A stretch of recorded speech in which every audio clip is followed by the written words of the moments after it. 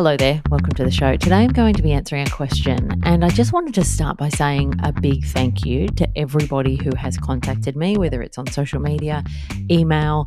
I have been a little bit surprised at the response to the podcast, and not that I assumed that it was going to be crappy, but you just underestimate how many women there are that are either doing this already or are thinking about doing this. And so I just wanted to thank you if you are one of the many people who has reached out to me. I am trying to get back to everybody. It is a little bit overwhelming. And so if you haven't heard back from me, please, I do apologize, but I really do appreciate every question, every contact, every delightful bloody review. Like, thank you very much for that. That really helps when people find the show to work out whether it's something that they should check out as well. So I really do appreciate you taking the time to do that. So I just wanted to say thank you at the start for that. And there is a link in the description of the episode if you want to submit a question. But yeah, I just wanted to say thank you if you have sent a question in so far, because I've been pretty blown away. And it's really just amazing to see the community and all these women that are doing it and wanting to do it. Yeah, just really, really cool. So thank you so much. So this question is from Carly, who is a single mum by choice or solo mum by choice as well. And she has asked me a really cool question. I've got just a lot of really interesting, some kind of quite deep questions that have made me think a little bit about how I'm doing things and also really process things that I might not have actively thought about, but that I definitely subconsciously thought about. And so I'm going to, talk about some of that in the next few episodes. But this question was, I'm a SMBC also. Do you ever feel any level of guilt for your daughter because of your choice? She also said our choice because she's also a solo mum by choice. She won't have a father, one of the good ones, engaged, mature, loving in her life. Yes, it was the right decision for me, but I do question myself on that sometimes. Thanks and congratulations on your lovely podcast and even lovelier Olivia and life as family of two. So that was Carly, and her little one is Gracen. So Carly, this is such a great question, but the answer is just no. And sometimes that makes me think, oh, should I be more worried about that? Is that a problem? That's why some of these questions have been so great, because they've made me really reflect on how I feel about things. If I had had an amazingly committed, wonderful, caring, kind, trustworthy partner, but I had thought to myself, do you know what? I think this is just going to be better to do on my own. And I left and had a child on my own. And then all of the stuff that I've been through over the last couple of years happened with the knowledge that I could have had somebody who had a second pair of hands and also was all of these wonderful qualities there, but I said no to it. I can understand how I would have probably regretted that. But I didn't have that guy sitting there. So my choices were go through the process of trawling through the old dating apps or just wandering around in my life hoping that I meet somebody, or just focus on getting this part of my life done when dating can happen at any stage. And I had always kind of thought that this would be a really wonderful option. And so that's the path I took. And so I've never regretted my decision to go down this path or thought about how it might negatively impact her, because A, she wouldn't exist if I hadn't have gone down this path. And I feel really confident in the life and the love that I can give her.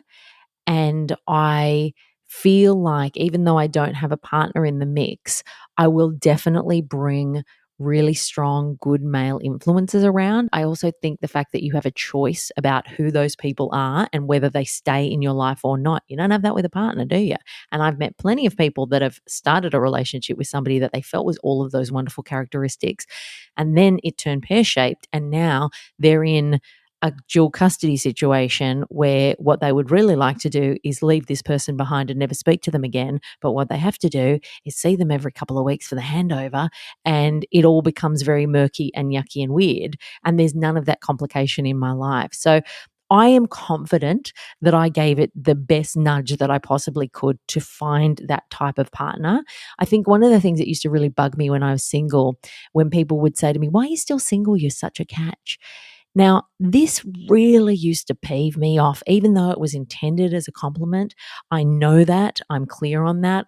I didn't feel offended by the question so much as the subtext of that question, which I don't think anybody who isn't single really realizes what they're asking.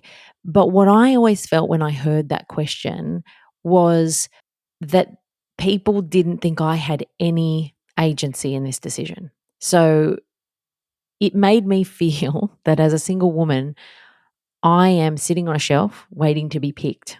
And that if I don't get picked, the assumption is, well, how have you been left? You seem like a really good person. So how hasn't somebody walked past the shelf and grabbed you? And I was thought to myself, well, what about if I'm doing the walking past the shelves? Am I involved in this decision making at all?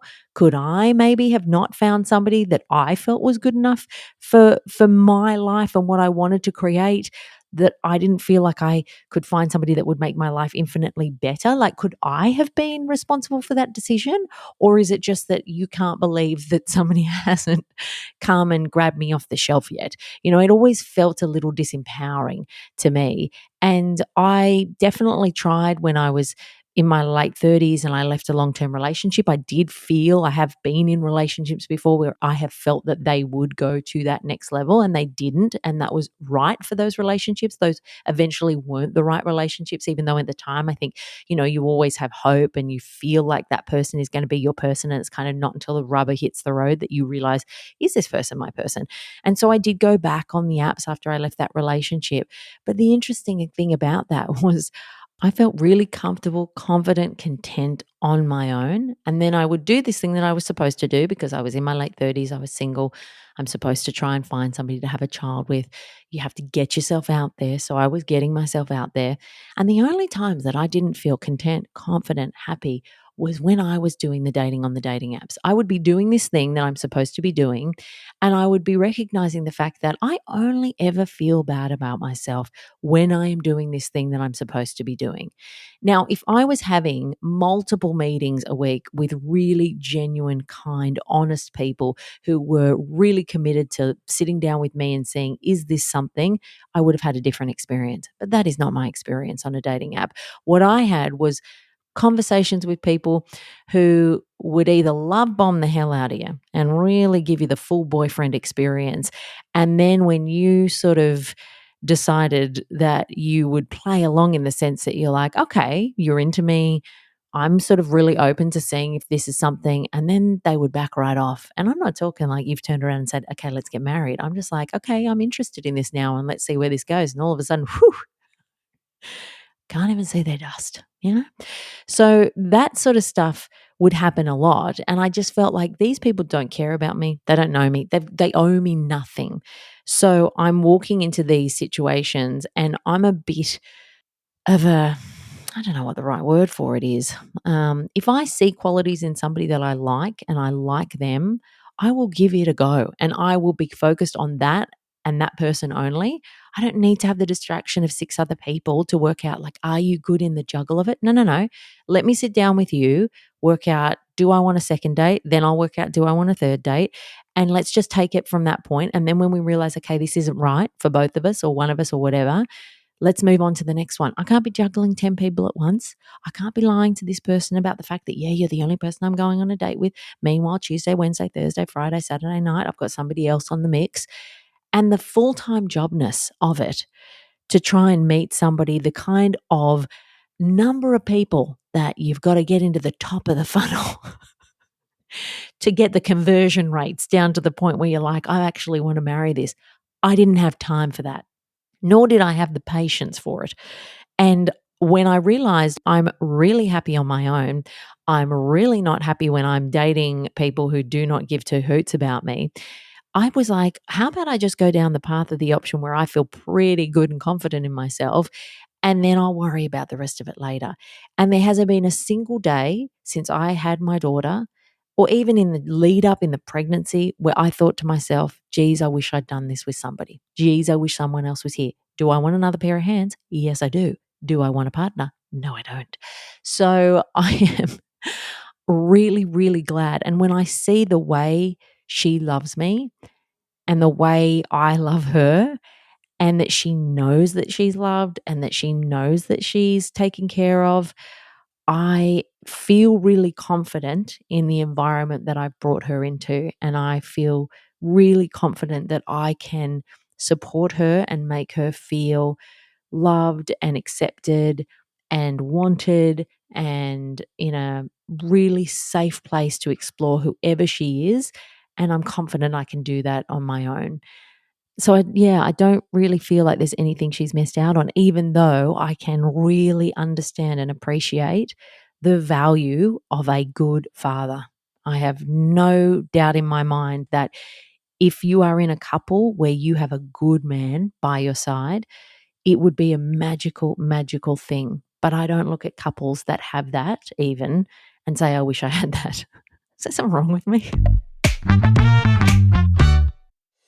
Hello, it's me again, which is probably a bit weird because I was just talking to you a second ago. But I just wanted to pop in here in case you are one of those podcast fans who would also really like to make their own eventually. If that is you and you do not know where to start, or you're sick of typing your questions into ChatGPT and you'd really just like to learn from a human, then why don't you check out my online podcasting course, Pod School? I've helped hundreds of at-home podcasters start their own show and set it up for success, which is the bit that a lot of people forget to ask ChatGPT about, I'll be honest. And that's why so many podcasts no longer exist, because they die out after a few episodes because people go, I didn't quite know what I was getting into. If you want any information on the course, you will find everything you need to know at podschool.com.au. Join the waitlist and you will be one of the very first people to hear about when the course is opening. All right, back to myself. I spoke to somebody recently who's become a solo mom, and she said that this is what she's struggling with at the moment. She's seeing people out and about in cafes, and she's sort of looking at them in that couple, and she is actually creeping into that, I wish that was me. And I really felt for her because I think we're all taught to feel that way. And I feel like if I had been released from this feeling and felt like I didn't have to go down this path a lot earlier, it would have just been damn freeing. Then if you meet somebody, fantastic, you meet somebody. But if you don't, you're not thinking, I've got to do the work. I've got to go out and meet people. I've got to do this. This has got to be the way that I do things. I sort of flicked a switch on that probably in my 30s, I guess. I started to think, no. Actually, this other path is the one for me. Certainly when I left my last relationship, I started to feel like, no, this I think is my path. And so I really became attached to that idea of being a solo mum. I became almost obsessed isn't the right word because that makes it sound a bit nuts, but like I became so interested in the idea and felt like this was so my path. I became a bit scared of meeting somebody. I was off the dating apps entirely once I made the decision, and that was a number of years, because I realized I don't have time to meet somebody who I can build a strong enough relationship with to feel like if this goes belly up, then we will split in a good way. I can't get to know somebody that deeply because I just don't have time because I'm, potentially thinking about having a baby in a year or 2 years when my brain catches up with it. So I was really, focused on this and felt like if I didn't jump in and do this, like don't let Prince Charming ride over the hill right now. Like this is not the time for him to come. I actually got quite terrified of meeting somebody that I wanted to explore more because I was like, I don't want to waste any more time. I just want to do this baby thing and I want to move on with it. And I feel now what I've created for my daughter is an example of what you can do to take some of the pressure off her. I want her to see, I wanted to have a family. I wanted to create a loving, caring environment. I couldn't do that on my own. I did that on my own. And it doesn't have to be that the only way for her to do it is to meet someone. If she meets somebody, I bet what's going to happen is that she's going to fall in love with somebody when she's 16 and they'll be like high school sweethearts and then together forever. I feel like we always go the opposite way of our parent. And if she does that, then I will be so happy for her. If she finds a good, strong, loving, caring man, like, oh, what a magical, magical thing to have and to see your kid go through. But I am really glad that she has an example of what it could be so that she can take some of the pressure off herself, so that she's like, you know what, if I find someone, I find someone. If I don't, my mum did it like this and she's really happy. That's the example that I want to set. And I feel like this is a really good example of what we can do as women now. I think equality has always been a very important thing for me in a relationship. And I think one of the other things and other reasons why I ended up wanting to go down this path was even the wonderful progressive men that I have dated in the past, even the ones that are pro women, want you to have a career, do all of that kind of stuff, who were attracted to me because I was a driven person who, career is very important to me. It is. I don't make no apologies for it. I wanted to go back to work at 4 months and I'm damn glad I did. And I could not be a stay-at-home mum because work is what fuels me. I love it. I love to be useful. I love to do that. It makes me feel good about myself, and that in turn makes me a better mother. But I did feel consistently, one of the things I kept coming up against with partnerships was that I felt that my drive was very attractive at the start, but that there was a sense that, well, I mean, this is cute, but like at a certain point, you're going to back off it, right? Because even though they wanted equality, it became clear, meant, but only if what I want comes slightly above what you want. So if we get to any of those big life decisions, like where do we live or any of that kind of stuff, you're just kind of going to pull in line, right? That's what's going to happen here. So I realized if I wanted the freedom of a life where I could really do what would make me happy, then I kind of at that point needed to go out on my own.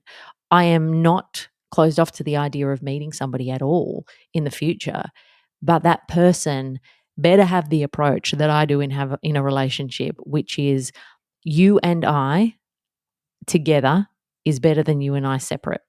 So we are both equally focused on the other person succeeding and growing and expanding, because being in a relationship actually does, if you are not with the right person, limit some of that. There is compromise, and I'm all happy with compromise. I've got no problems with compromise. But compromise for somebody that will compromise for me. And compromise that is getting you both to a better place eventually. So that kind of teamwork, that team effort, I am all about that. But it is hard to find. And when I couldn't find it, I was like, I am going to be much more content on my own. And that is what I feel. And I feel that that has helped me to create the kind of environment for Olivia that I want to create for her. And if I find a loving relationship later, fantastic. But am I weird, Carly, that I have not thought that a day? It's very freeing not thinking that, because knowing what I felt years ago about wanting a relationship, it is a much better feeling to feel like that isn't even on the cards. It was exhausting thinking that I needed to find somebody. I really found that really, really tiring. So I'm grateful that I don't feel that way, and that I feel very confident in this decision and how my life has panned out and how our life has panned out. So thank you so much for the question. Thank you to everyone who submitted a question. As I said, you can just head into the description of the episode, click on the link and submit your question there. And if you are enjoying the show, please share it with someone. If you feel like leaving a review, I would absolutely love that. I really do appreciate every single positive comment. I haven't had any negatives yet, although somebody did give me a 1-star review, and I find that quite a specific move. I mean, if you think it's deserving of 1 star, that's totally fine. Like, this is all subjective, right? I just put this out to the universe. You consume it.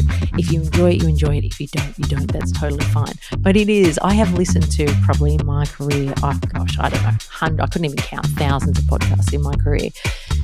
To not like it and then to 1-star review it was a very specific place. But thank you. I appreciate your thoughts. And of course, if I had any feedback in that 1-star review, I would take that on board, but it was just a 1-star review and run.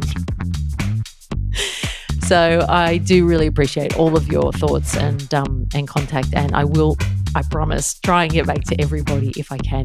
Thanks so much for listening, and I will see you next week.